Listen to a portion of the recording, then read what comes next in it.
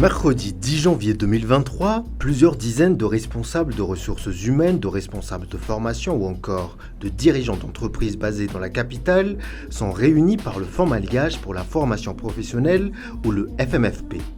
Objet des échanges, comment concevoir et optimiser des plans de formation. Est-ce qu'un plan de formation a peut-être pour objectif de motiver le personnel? Oui. Donc là, on a déjà au moins un objectif du plan de formation. Au menu de l'atelier ce mercredi, des partages et échanges sur les différentes étapes et les points clés sur la conception d'un plan de formation pour les salariés au sein des entreprises. Et c'est Mamra Koutbé, un expert en ressources humaines, qui est à la baguette. Il s'agit de partager les bonnes pratiques dans la conception d'un plan de formation, mais aussi dans la définition des besoins des salariés en termes de formation.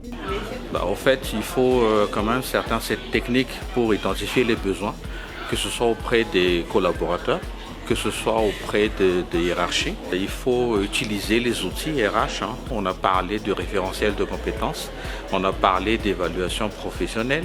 Tout ça sont très importants dans l'élaboration d'un plan de formation.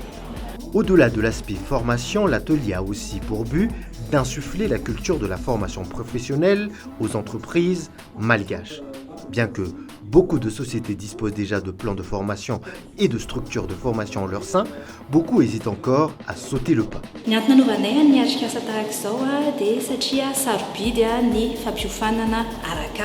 Ao anatin'ny code du travail dia droit ny fiofanana, droit ny mpiasa ary andraikitry ny mpampiasa. Le FMFP, à l'initiative de l'atelier, rappelle qu'un fonds est à la disposition des entreprises pour la mise en place des formations professionnelles. Ce fonds provient de la cotisation des entreprises et de la coopération avec les partenaires internationaux.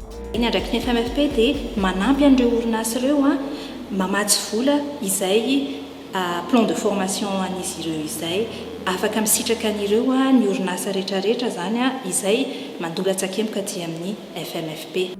Depuis 5 ans, le FMFP a déjà aidé une multitude d'entreprises à former leurs employés.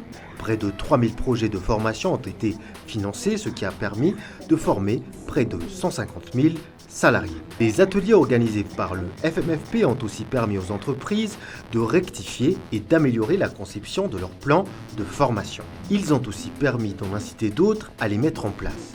Les participants ont été satisfaits des échanges qui ont eu lieu et sont convaincus de l'utilité de la formation professionnelle, autant pour l'entreprise que pour la nation.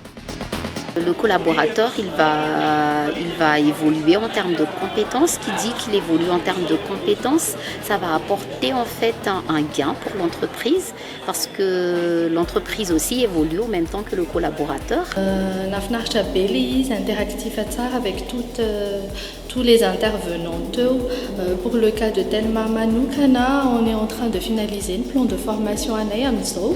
Dia ny tena nanampy le échange na partage na bonne pratique entre les DRH et les différents participants des différentes sociétés.